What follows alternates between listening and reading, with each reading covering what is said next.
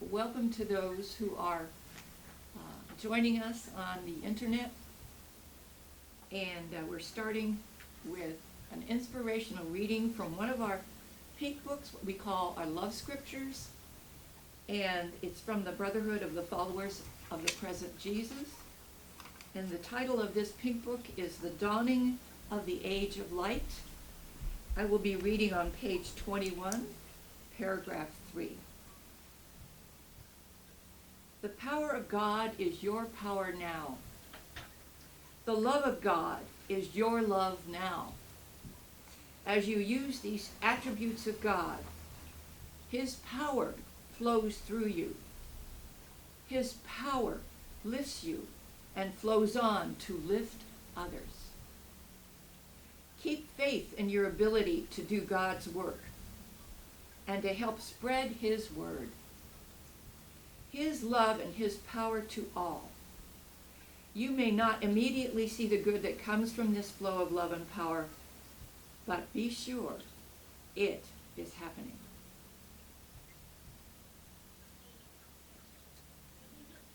And so our guest speaker today is a very powerful leader and speaker.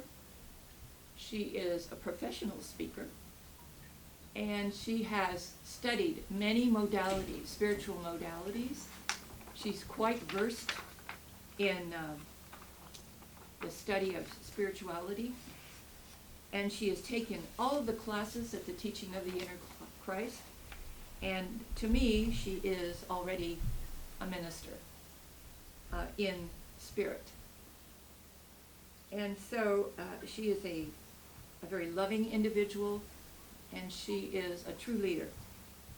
Today, she's going to speak on I Honor the Divine Masculine. Please welcome with me, Cathryne Bruce Johnson. Woo!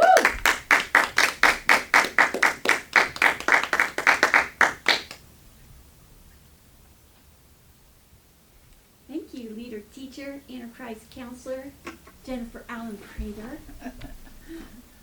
It's a joy to be with you here today. I honor the divine masculine. Because we're honoring the divine masculine all month, this month in June. We celebrate Father's Day. And we explore how that masculine nature works in our lives and what we do.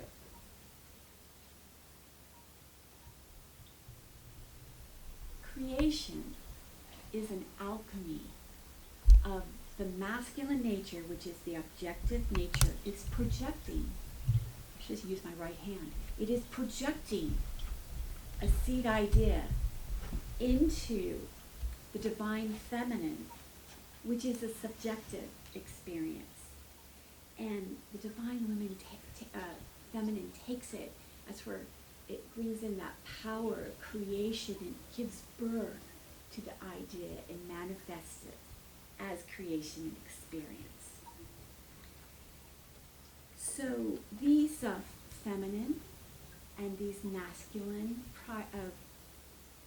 polarities, they work together in each person, regardless of gender, to create the world of our experience.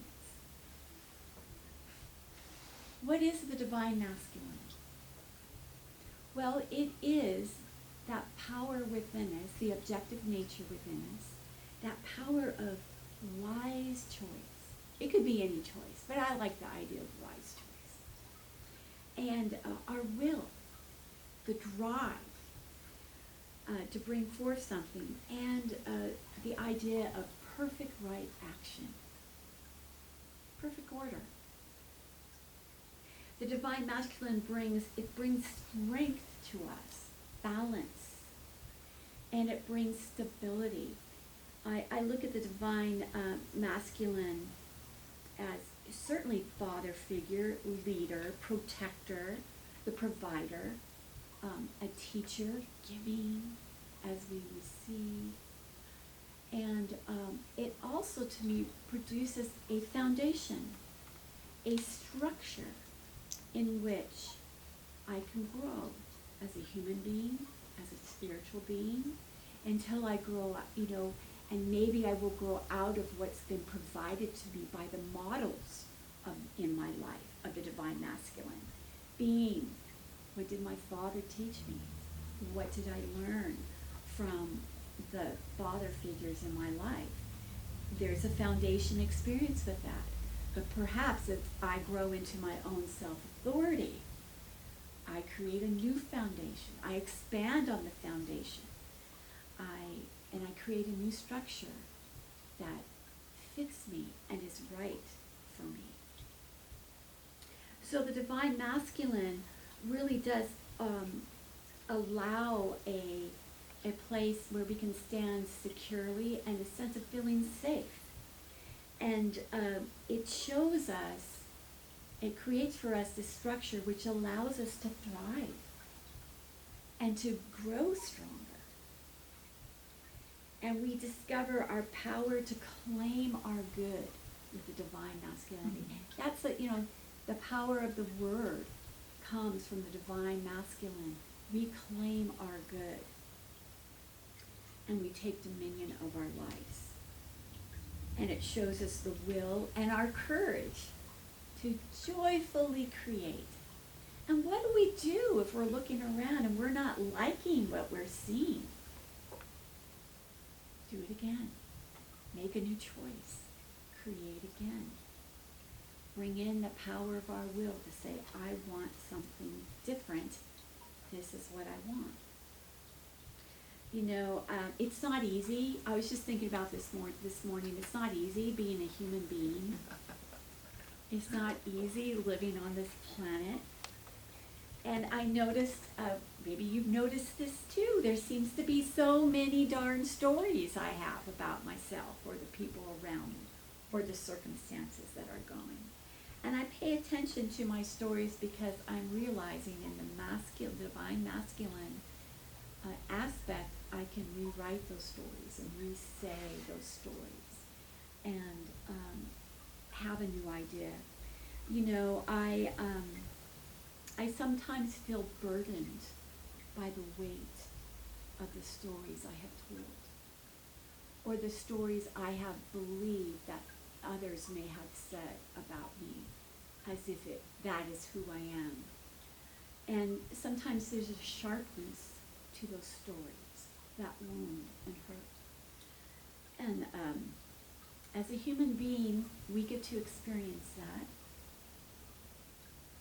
We could say it's not easy, of course not, but we learn to be victorious and to grow from it and to make new choices and to build new foundations and new structures out of that.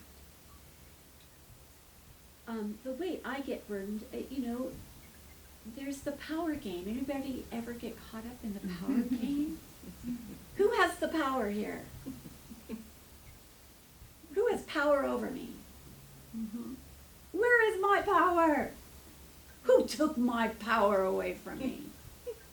What situation was bigger than me, bigger than God, and took my good, took my power? Who cheated me? I was cheated out of a good. Where is my power? And where do I get more? Can I have power over something?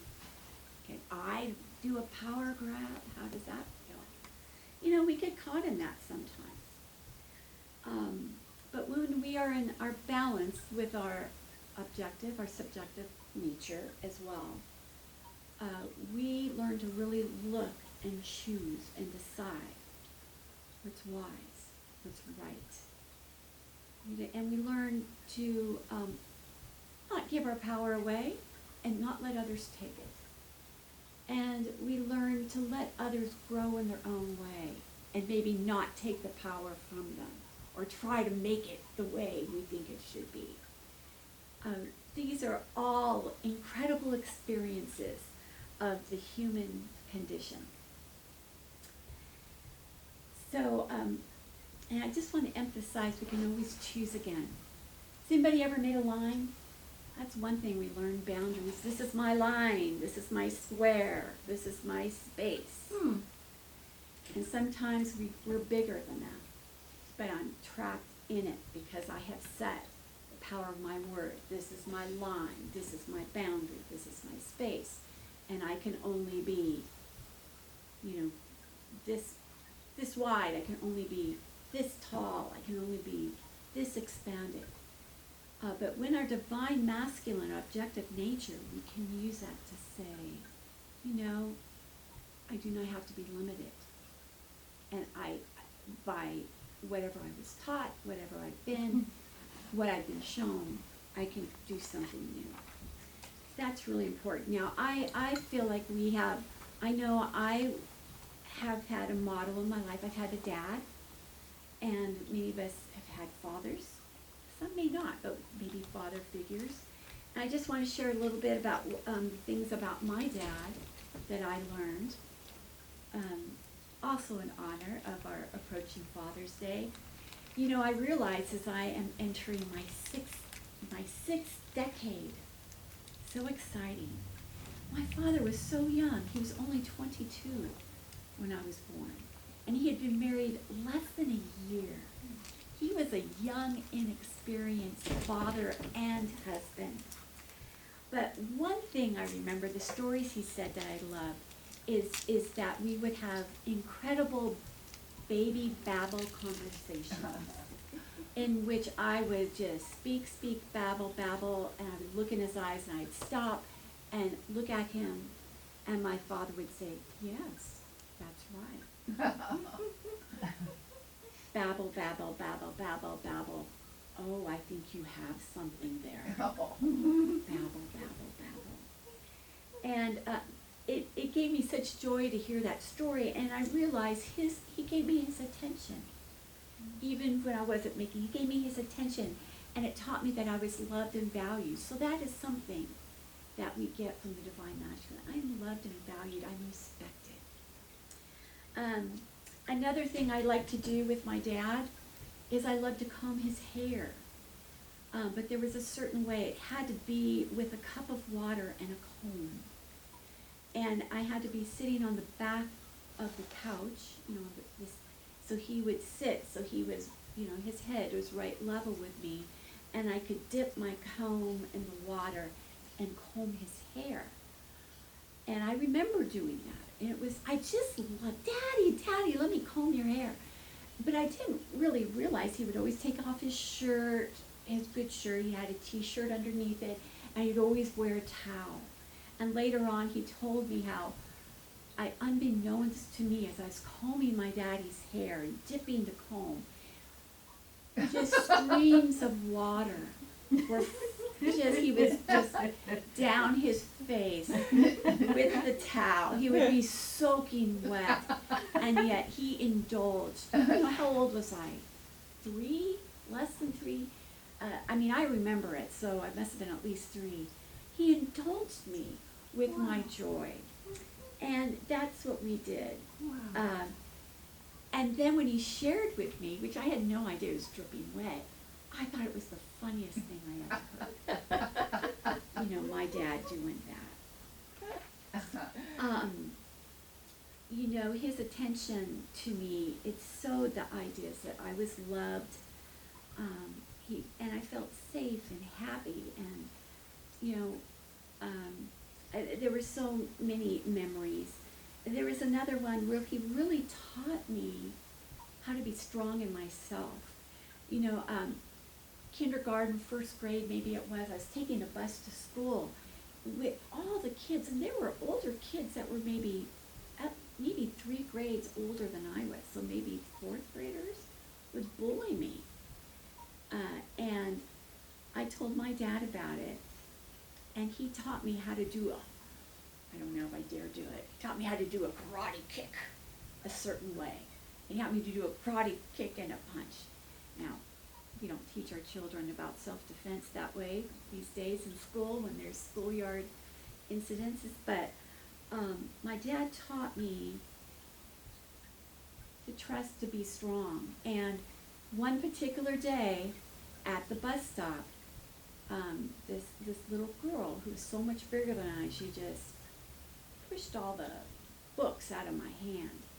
And my dad happened to be driving by when this happened, and he stopped. And I went to him, I was crying because she was so mean, and he said, go get your books. And I went back, and I used the karate kick to get my books back because she had taken them. And, but this is not a popular story for this time. At the time then, it taught me to stand for myself and not to let people abuse me.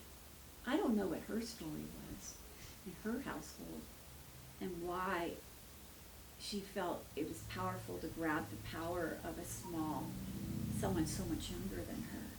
But I was never afraid of older kids after that, you know. I just knew I could hold myself. And that, it was a valuable lesson that my father taught me. What about limitations? Did you learn limitations, maybe? I remember just wanting toast one morning. And toast, you know, piece after piece of toast with jelly. And my dad would say, "You still hungry?" "Yes." "Well, guess what? The limit is 3. Can't have more than 3 pieces of toast." And that was probably better for me. So my dad taught me about limitations. And he taught me about consequences. These are little kid lessons. I was real little. I was getting dressed with my little sister to go to the movies to see Bambi. You know, maybe this was 1969, 1970, who knows? I was really small. I was wearing tights, and I was fussing because my dad wanted me to wear socks over my tights, and I thought that was ridiculous. And he told me, "You need to stop fussing, or we aren't going to go." "Okay, Dad, I'll be good." Oh, but I started fussing, and we didn't get to go. So my dad taught me, as disappointed as I was, my dad taught me about consequences and to respect boundaries. I thought that was really important for me. That I couldn't just do what I want or whine or cry or try to grab power to get what I want, always. Anyway, both my parents worked really hard because we know the divine masculine works in everyone beyond gender. We are subjective and objective. And the things that I learned from my parents, and they're working hard, it was really important for me to have a good job, a stable job, which I did. I got it young. I started working for the state of California. I worked in a prison, but you know, it was a steady job. And I started to build my own foundation. So I had the security, but I had a yearning, a spiritual yearning that was not something my parents gave to me, brought to me that way. And so by daytime, I was working at the prison, Department of Corrections. But in the evening, I was out doing metaphysical studies. And I was doing Louise Hay, emotional release, and I learned Hinduism and breathing techniques and pranayamas, which is the science of breath. And I made my own foundation, a spiritual foundation that suited me. And I became a teacher of the things that I learned, because if you want to learn something, teach it. That's the way to go. If you want to really keep something, share it and enjoy that. And one of the great moves in my life, I'd say, besides marrying my husband, which was 42 years ago this year, it's amazing, was I decided to move out of Department of Corrections to Department of Transportation. Said, I'm getting out of prison. And I used my power of my word to say, I'm claiming my good, I'm not. And I told the universe, I told God, if I'm not out of this prison by the end of the year, I'm just quitting state service. But wouldn't you know, that December, the flood doors opened, and they couldn't get enough of me at Department of Transportation. And it's like people were taking my application from my hand to hand deliver it to the people of the other agency. And I just, it felt like a miracle. So by the end of the year, I was out of prison and into the highway business and helping people. Well, we learn at the teaching the inner Christ that within each of us is an absolute truth, a center of divinity. We have our masculine, our feminine natures, and we have our spiritual nature that is always there for us, that knows the direction for us. And we are so much more than the stories we have about ourselves. And everyone we see is so much more than the story we might have about them or the circumstance, because we know that everyone is a center of divinity, a Christ consciousness. And we get to choose that. That's what we get to choose, is being attuned to that inner wisdom. So is anybody feeling stuck? Is anybody feeling powerless? You know, just try this directive. So here's our action items. Action items. Tune in, tune up. That's my favorite action item. Just take a few minutes every day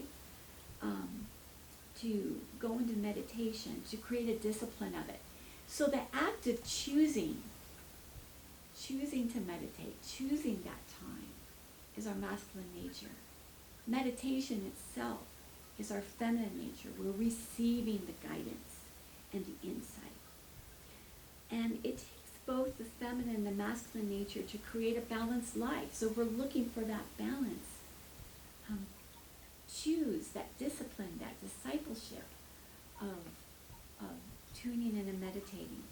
And the next thing is act on the guidance. Hey, the positive way to do that is if you get an insight and inspiration, follow it through. If are you getting roadblocks? Is anybody getting roadblocks and just feeling stuck? You know, I've got a roadblock. Well, use them as stepping stones. Every seeming obstacle, every seeming roadblock, every tough place can be a stepping stone. What do? We step on stepping stones, we turn them over and see what's underneath it. Is there a fear? How am I giving my power away? Where's the power leak? Who is there somebody who I feel is taking something from me?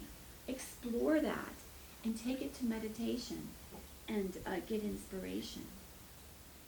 And the other thing we can do is just claim perfection everywhere now. Claim perfect right action. You know, there's a point where there's the doing and then there's the receiving, but sometimes there's just the being and letting the doing happen and letting the receiving happen. And we can do that too. So I acknowledge everyone here for the courageous journey of being on this planet, of being a human being. And I honor my father, and I honor all the fathers and the father figures that have led us, that have taught us to be stronger, that has helped us and created a foundation and support in which we can grow. And I honor you. I honor the divine masculine at play with you. Namaste.